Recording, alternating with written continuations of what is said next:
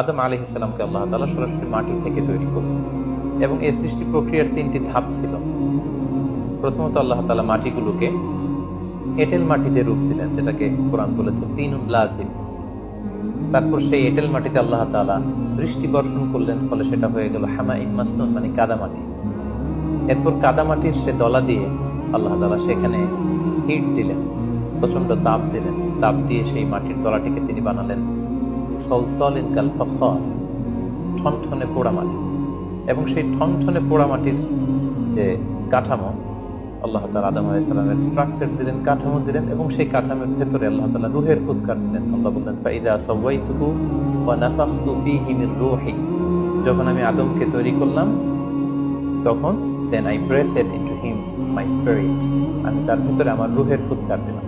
ফলে আদম আলাইহিস সালাম জীবিত মানুষ হিসেবে সর্বপ্রথম আবির্ভূত হলেন।